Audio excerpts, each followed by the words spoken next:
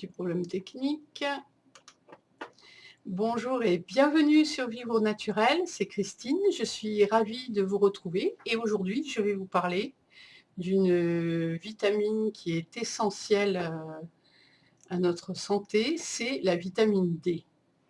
Vous en avez certainement entendu parler parce que c'est une prise de conscience généralisée du corps médical. Maintenant, nous sommes en carence de vitamine D. Alors, il faut savoir que jusqu'en 1980, cette vitamine, elle était méconnue. Ils l'utilisaient que pour traiter le rachitisme.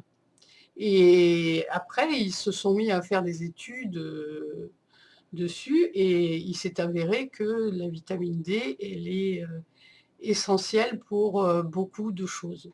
On en trouve très peu dans la viande et les végétaux, et 90% de la vitamine D, c'est la synthèse cutanée, c'est-à-dire des UVB sur la peau. Donc ça veut dire que si on ne prend jamais l'air ni le soleil, on n'absorbe pas assez de vitamine D.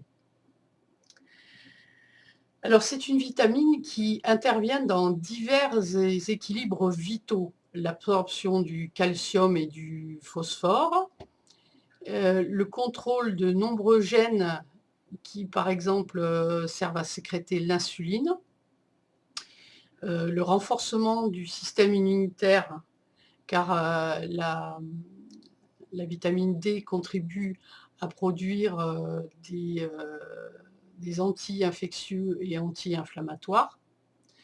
Et si on n'est pas, c'est l'insuffisance de notre exposition au soleil, et je ne parle pas de se mettre sur les plages par 40 degrés, c'est pas du tout bon du tout pour la peau, ça, c'est pas du tout remis en question. Mais c'est d'absorber une certaine lumière à un certain moment, c'est-à-dire juste en étant dehors, hein,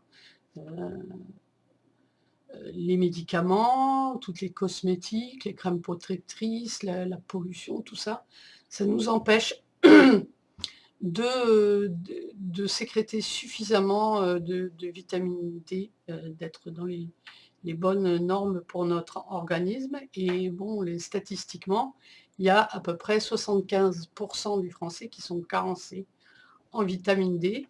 Et il faut faire attention aux enfants parce que quand même, la vitamine D, ça aide à fixer le calcium sur les os. Et nos enfants, ils jouent plus trop dehors maintenant, hein.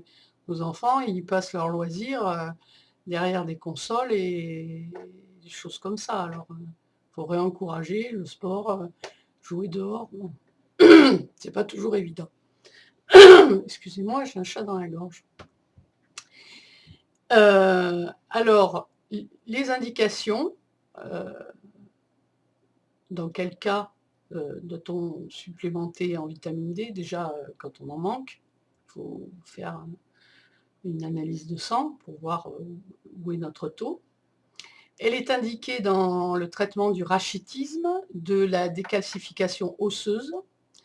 Elle contribue aussi au traitement de la dépression saisonnière, surtout pour les personnes âgées, et dans les cas d'hypertension artérielle. Je ne dis pas qu'on se débarrasse de l'hypertension, mais il faut absorber, avoir suffisamment de vitamine D si on est hypertendu.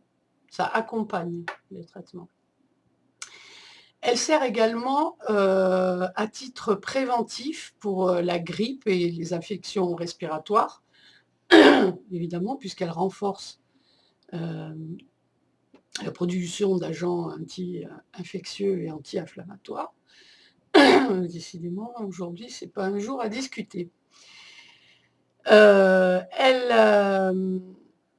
contribue aussi au traitement de l'ostéoporose, limite les fractures chez les personnes âgées, si effectivement les os sont plus solides. Aussi les maladies cardiovasculaires, le diabète type 1, il contribue aussi à ralentir la propagation de la sclérose en plaques, sert également pour les maladies chroniques de l'intestin. la parodontie, le déclin cognitif dans les maladies genre Parkinson. Alors, vous pouvez vous trouvez dans les pharmacies ou ce que vous prescrivent les médecins, ce sont des petites ampoules qui sont dosées, mais comme ils ne sont pas tous d'accord sur les dosages, moi perso, j'ai des bons taux, mais en hiver, je me supplémente un petit peu par acquis de conscience.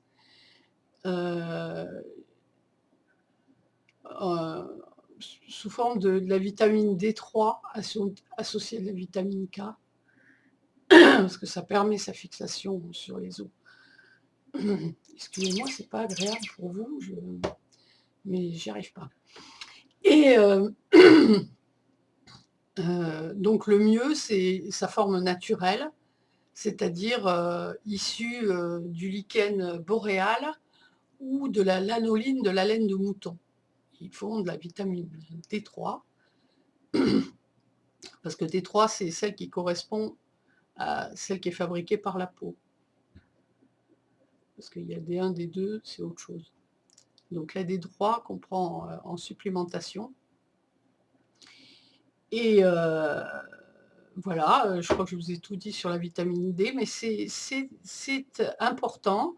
Et je pense que si vous en avez jamais entendu parler ou si votre médecin ne vous pose pas de questions, vous pourriez déjà vérifier vos taux parce que ça ne mange pas de pain lors d'un petit contrôle. Et puis c'est quand même très important la vitamine D et de plus en plus c'est souligné dans divers articles de santé ou médicaux. Voilà, et ben je pense que c'est tout pour aujourd'hui.